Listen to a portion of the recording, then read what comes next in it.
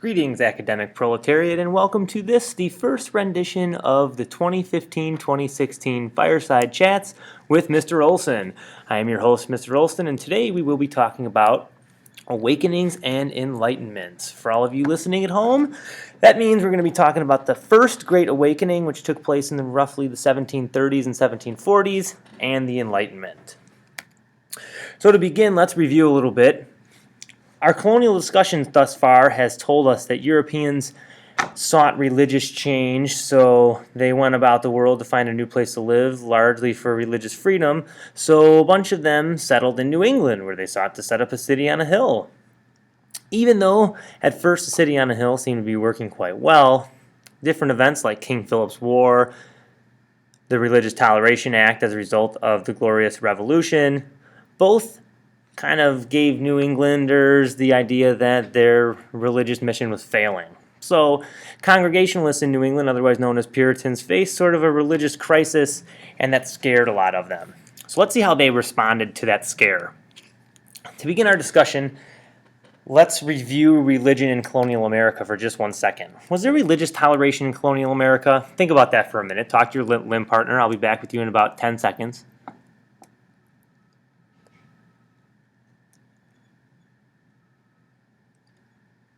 Hopefully your answer was a little bit of a mixed bag, so let's take it one colonial region at a time. The New England colonies, which consisted of, hopefully you got that right and you were able to tell me Massachusetts, Connecticut, Rhode Island, and New Hampshire, really extended no religious toleration to its people. Most were Puritans, most were Congregationalists, few had other religions. Roger Williams had a little bit of success with religious toleration in Rhode Island, but for the most part, Puritanism and Congregationalism was the way to go. How about in the middle colonies? After you stared around blankly, you should have answered that the middle colonies for sure had religious toleration, led by those Quakers in Pennsylvania, and also the result of the diverse population there. And in the southern colonies, there was much religious toleration because, well, they really didn't give a hoot about religion, and they were more worried about making money. Throughout the colonies, however, there was little toleration for Catholics and Jews, as they were sort of marginalized, and as is the case with marginalized populations in America, usually those in the minority, there's little toleration extended to them. So in the 17th century, late in the 17th century, as the years wane on, and we discuss this in class, what happens with various groups as time goes on. Do they become more religious or less religious? Thank you for those who answered less religious. The Puritans had to respond to this religious decline in the late 17th century, and they did so by passing the halfway covenants, which allowed for people who weren't fully involved in the church, might not have two parents that are fully involved in the church, to still be members of the church. Well, this frightened a lot of the hardcore Puritans, said that it was a sign that the devil was upon them. So that's going to bring into the picture this handsome devil, Jonathan Edwards. Look at those curls, look at that collar thing right there that he is wearing. This is going to be our guy for the Great Awakening. Jonathan Edwards was a Congregationalist minister in Massachusetts. He had taken over a congregation in Northampton, Massachusetts from his grandfather upon his grandfather's death. He is like the hardcore type of Puritan, only with a twist, and we'll find out what that twist was. He ended the halfway covenant at his congregation, saying that unless you were fully going to commit to the church, you could not be a member of that congregation. He was upset and horrified by the behavior of people at his congregation, namely young people. And for those of you that took a quick look at the screen and that word scared you, it is not an obscenity, rather it's frolicking. He saw young people frolicking throughout the city streets. They would hang around in the tavern even though they weren't married. They would stay out late on Saturday nights and not make it to church on Sunday. All of these things greatly scared Jonathan Edwards. And then he seizes the moment. In 1733, a young man in Northampton, Massachusetts died. And today if a young person dies, suddenly, someone who's in their early 20s, say, usually they get an autopsy and we find out that they had something wrong with them. They might have had some heart issue, might have had some other sort of medical concern. Jonathan Edwards, however, sees this as a sign from God that the people in his town are not behaving themselves. So he starts to preach to his people, telling them that God has the ability, is hanging them over hell, fire and brimstone, and has the ability to just drop them whenever he so chooses. Much like the picture down here. This is the hand of God holding you, the sinner, over the pit of hell, and he can drop you whenever he wants. So this has elements of what's called predestination, which is an idea that dates back to the Protestant Reformation. Perhaps you remember it from world history. John Calvin's idea that God predetermines your fate. So when you're born, you're either born saved or you are born a sinner. And so Jonathan Edwards believed this, but like I said, he believed it sort of with a twist. He thought that people were sinners, all of us are sinners, and we're in the hands of an angry God. In an effort to save ourselves, we could convert. We could go through what's called a born-again conversion. People who believed in this idea that sinners could be converted by being born again were known as evangelicals, and Jonathan Edwards rather was their leader. He sort of led that big idea. Now, in addition to simple conversions or one massive religious experience in life, you also needed to have strict readings of the Holy Book and strict moral behaviors, which would also play a role in promising your salvation. So anyways, Jonathan Edwards, he gains a lot of notoriety for these ideas. I'm going to let the band go by. If you're in the band, you should feel bad about this.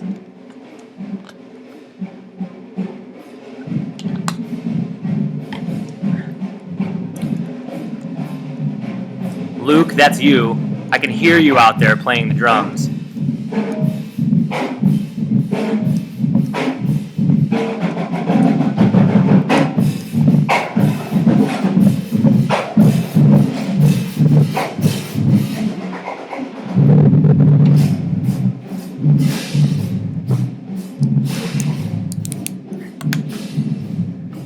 Maybe that's the sign of an angry God.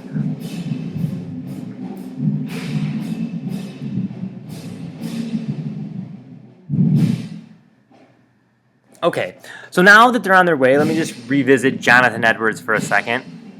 Believes in predestination, but also thinks that there's a way that you can earn your salvation through moral behavior and inner grace. So becoming a full-fledged Christian again will save you from God's anger, and God dropping you into the pit of hell. So many people listen to this and they start to ask the question, how can I be saved? How can I be saved? And it sort of leads to this spread of religion throughout the colonies that becomes known as the Great Awakening. One of Jonathan Edwards' contemporaries is a man by the name of George Whitefield. He's a British preacher known as the Great Itinerant. He's a Methodist by trade, and he really revolutionizes the art of preaching. He holds large outdoor sermons called revivals. These are where people would gather, usually by some body of water that would serve as the baptismal font, and they would listen to him speak, and people would speak of their conversions, their conversion experiences, and would talk about how they want to serve the Lord.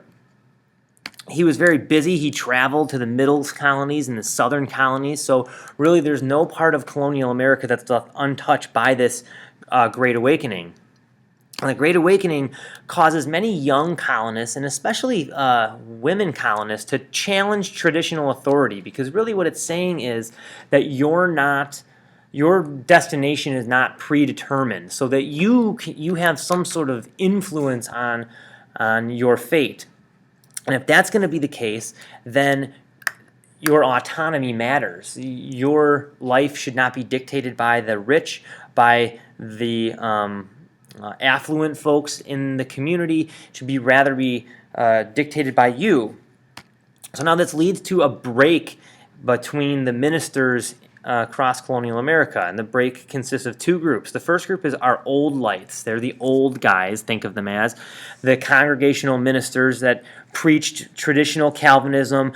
If you were a sinner, you were going to hell. There was nothing that you could do about it. So, and if you were a sinner, that was a sign that God had predetermined you to go to hell. If you always partook in good works, that was a sign that God predetermined you to go to heaven. But as you can imagine, in crazy, crazy Puritan land, there were not many of those around. On the flip side, there were new lights, and these were the revivalists that believed that in conversion experiences, they believed that sinners could be saved through a conversion experience and through good works. So new lights would include people like Jonathan Edwards and George Whitefield. Old lights would consist of somebody like John Winthrop, if he would still be alive. I think that he was dead by then. So the Great Awakening leads to, in the colonies, many more religions that pop up because people aren't afraid to partake in new religions, right? They're going to challenge this idea of traditional authority, and then finally, that doesn't mean that you can leave. And finally, it's going to lead to more religious toleration. Okay, at the same time that the Great Awakening is going on, the Enlightenment occurs. And the Enlightenment, you should well know from world history, is an intellectual movement based on reason and natural laws. So people are going to try and figure things out. Ironically, it occurs at the same time as the Great Awakening because the Enlightenment is not usually seen as a religious movement, while the Great Awakening is very religious, and it's kind of hard to fathom how both of these things can happen at the same time. But they do, and they have very intertwined impacts, which we'll see in a second. So the Enlightenment begins in the field of science with experimentation and observation, nothing that we really care about. I mean, only a scientist is crazy enough to take a piece of metal out into a storm and want to get struck by lightning. That's just strange. And seriously, who has little people hanging around them all the time like this? This is just like strange. See, scientists, they're weird. Always remember that. Scientists are weird. Okay, so anyways, the science deal spills over into the political arena, and that's where you get more of an impact on everyday life from the Enlightenment. So the Enlightenment is going to lead to a higher emphasis in education, and is going to lead to increased political interest. It's going to see a major step away from that divine right of kings. Right, nothing is predetermined. Everything is sort of happens through a series of free will and reason and different types of thinking. It's not just assumed. You should question everything.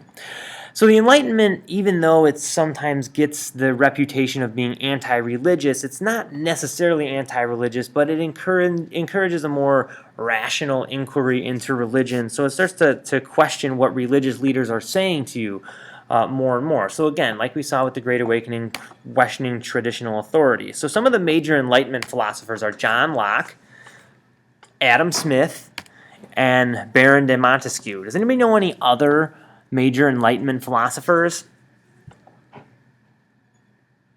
If you said Jean-Jacques Rousseau, that would have been fantastic. If you said Voltaire, that also would have been fantastic. All right. So now finally, to put this to rest, the Great Awakening and the Enlightenment have even though they have sort of very similar origins, they have two or three very linked effects. The first one of that is that they're going to lead to new ways of thinking, one of which is going to be to undermine traditional authority. It's going to see traditional leadership not as the be-all, end-all, but rather the product of certain situational factors. Also, it's going to lead to reason and free will as being the ideas that would lead to progress. And then finally, both of these events would be predecessors to the American Revolution. So this idea that things are the way they are because a higher power wants them to be, or because traditional authority says that it should be, that becomes largely questioned in this time period. And as a result, you're going to get people questioning the legitimacy of a small island 3,000 miles away governing a big, massive landmass across the Atlantic Ocean. and that's where we'll pick up next time. You're going to go read Sinners in the Hand of an Angry God right now. And when you do that, I want you to think of God himself holding you over the pit of hell like a spider, holding you by something as thin as a spider's web, even though that can hold a lot of weight at sometimes. But that's beside the point. Think of God holding you over, and the only thing that can save you is your begging him for salvation. That's all the time we have for today. Stay classy, class.